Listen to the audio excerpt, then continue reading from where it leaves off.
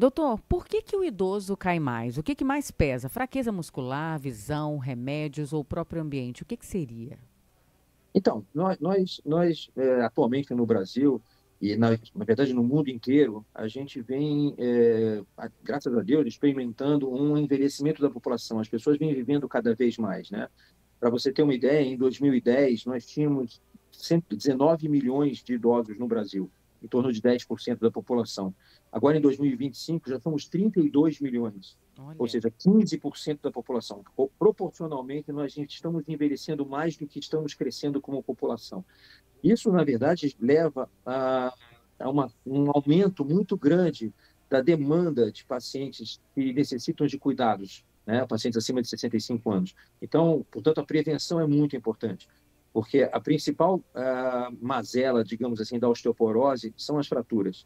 E as fraturas em determinados pacientes, elas são muito impactantes, não só para o paciente, mas como para a família do paciente e todo o seu entorno, gerando um aumento da hospitalização e Uhum. diminuição da funcionalidade da vida, né?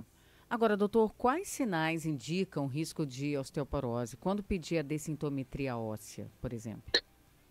Então, é muito interessante essa pergunta, porque às vezes as pessoas entendem que dores são relacionadas à osteoporose, e na verdade não é. A Uhum. osteoporose é uma doença silenciosa, né? Então, o paciente deve sempre procurar um atendimento médico regular, a partir dos 65 anos, eventualmente, de ano em ano, ou de 2 em 2 anos, fazer uma densitometria óssea e fazer comparações em relação ao aumento ou à diminuição da massa óssea. E, obviamente, iniciar tratamentos quando for necessário. Uhum. Agora, a gente fala muito sobre a prática regular de atividade física, os exercícios, né? Quais atividades o senhor recomendaria, né? Frequência, duração, para força e equilíbrio, por exemplo, nos idosos? Então, qual grandes problemas que o paciente idoso tem é a sarcopenia, que é a fraqueza da musculatura. Uhum. Essa fraqueza da musculatura gera perda de equilíbrio, gera uma diminuição da destreza, da agilidade do dia a dia para levantar, para andar, para desviar de objetos, de pessoas. Então, é fundamental os exercícios musculares. O idoso precisa estar sempre atento à sua recuperação da sua massa muscular. É muito comum no paciente idoso uma diminuição rápida, abrupta da massa muscular. Então, a regularidade do exercício é fundamental. E são exercícios, de preferência, exercícios de carga, que a gente chama de exercícios, são exercícios que trabalham a musculatura. Basicamente, musculação, pilates, uma boa caminhada. Agora, dentro de casa também é muito comum o uso de muitos tapetes. Quais são as mudanças rápidas, baratas, que reduzem essas quedas, para ter uma casa segura também, né? Sem dúvida. Então, a gente tem um conceito que foi implementado pelo esporte há alguns anos e vem Ah. sendo desenvolvido, e que é o conceito da casa segura. E a casa segura, exatamente, ela vem de encontro ao que você está falando. Então, às vezes, uma iluminação adequada, mesmo à noite, você tem aquela luzinha que fica na tomada, só para não ficar aquela escuridão muito grande. Cuidado com superfícies escorregadias, pisos frios, molhados, tapetes soltos, é um perigo, né? É, Às vezes degraus muito altos ou muito baixos, superfícies onde o idoso pode tropeçar, e muitos obstáculos, casa com muitos obstáculos, muitas mesas, muitos objetos e tal, isso sempre é perigoso também.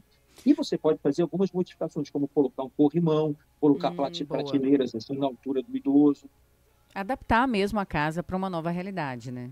Exato, exato, exato. Agora, doutor, a gente vai falar um pouquinho sobre o uso de medicamentos, remédios, até porque a indústria farmacológica cresceu muito nos últimos anos no Brasil. Quais classes mais costumam dar sonolência, tonteira? Como é que o idoso pode conversar com o médico sobre possíveis ajustes? Porque é muito comum ajustar um medicamento ou outro, né? Sim, isso é importante que você falou, porque a gente falou sobre a casa segura, são fatores extrínsecos, né? São fatores Uhum. que vêm de fora. Agora, existem fatores intrínsecos.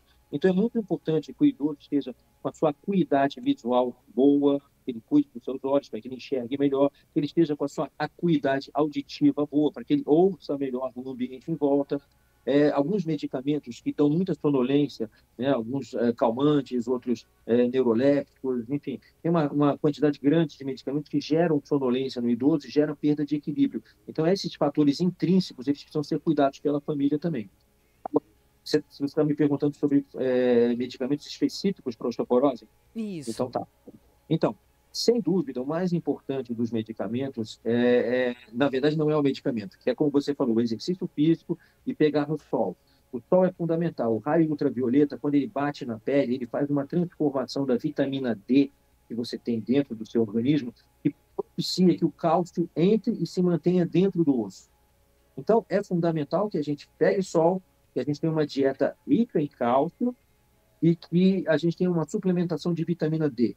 Então, em termos de exames, além da densitometria, é importante fazer a dosagem da vitamina D e manter essa vitamina D sempre nos níveis positivos, né? Se por acaso ela estiver baixa, você implementar o uso da vitamina D associado ao cálcio. Quando já existe uma osteoporose estabelecida, nós temos um grupo de medicamentos, são os bifosfonatos, que são medicamentos que atuam diretamente na osteoporose. Isso é um passo um pouco mais complexo, mas que o ortopedista de cada paciente vai saber conduzir bem. Agora, depois de uma queda sem fratura, por exemplo, o que fazer nas primeiras 24, 48 horas, quando ir ao pronto atendimento? Porque uma realidade muito grande no Brasil hoje é que os idosos, muitos deles são sozinhos. Nem toda a família, nem todo idoso acompanha, né? Tem essa presença física acompanhando o dia a dia do idoso. Como proceder, né, depois dessa queda sem fratura? Existem alguns dispositivos interessantes que você tem como se fosse um alarme que o paciente, o idoso, ele usa no bolso, ou usa como se fosse um colar. E quando ele eventualmente cai, Sim. o familiar à distância sabe que esse idoso caiu. Essa semana, por coincidência, eu tive um exemplo pessoal. Meu pai tem 90 anos e teve uma Uau. queda. E ele mora sozinho. Ele teve uma queda e ele não conseguia levantar. Ele ficou 20 minutos deitado no chão da garagem do prédio dele, porque ele não conseguia levantar até que alguém chegasse. E ele, enfim, não quis me ligar para não dar trabalho, aquelas coisas. Então, é fundamental que você tenha uma rede de apoio ao idoso. Ainda que ele viva sozinho, ele precisa ter contatos. É claro que a gente sabe que a realidade às vezes é dura e a gente nem esses contatos ele tem.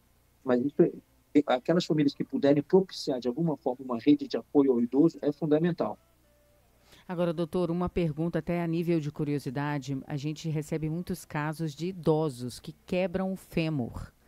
E por que, nesses casos, seria a osteoporose? Por que a quantidade de idosos que fraturam especificamente o fêmur acontecem de uma forma geral no Brasil? Então, na verdade, isso é quase que uma epidemia no mundo, né? Não Com o é? aumento dos idosos. Então, para você ter uma ideia, nos Estados Unidos existem 500 mil internações por ano de fratura de quadril, um custo de 3 bilhões de Não. dólares. Isso só nos Estados Unidos. Em São Paulo tem uma estimativa que você tem 50 fraturas de quadril por dia no estado de São Paulo. É Olha, um número muito, muito, muito exagerado e assustador até, porque a fratura de quadril, ela necessariamente ela é cirúrgica e ela gera nossa. uma internação, ela gera toda uma sorte de acontecimentos, não só para o paciente, mas para todo o entorno, especialmente para a família dele. Em torno de 20 a 25% desses pacientes eles vão acabar falecendo nos primeiros 6 meses. Mais de 70% desses pacientes, em um ano, eles têm uma nova fratura. Nossa. Né? Reincidente, no caso? Não, outra Ah, parte, né? sim. Ou no outro quadril, ou no punho, ou na coluna, mas uma outra fratura. Então, é fundamental que seja feita a prevenção, para que a gente tente diminuir esses números, né? Agora, como você me falou, o que acontece no paciente? O quadril é uma área de carga e o colo do fêmur é uma área frágil, ela vai fragilizando à medida que a osteoporose vai se estabelecendo. E com movimentos de rotação e pequenas quedas, o paciente ele acaba fraturando o colo do fêmur. A gente chama de colo do fêmur é uma parte do quadril, né? É Sim. a parte proximal do fêmur. Então, está explicado, então, clinicamente o porquê disso, né, doutor? Bom, a gente queria te agradecer, doutor Marcelo Cox, ele que é membro titular aí da Sociedade Brasileira de Ortopedia e Traumatologia, especialista em quadril e joelho, um guia prático aí que o senhor nos falou. Muito obrigada pela disponibilidade em conversar com a gente e volte mais vezes à Rádio Antena 1. Eu que agradeço, obrigado pelo convite, estarei sempre por aqui. Um abraço forte. Até a próxima.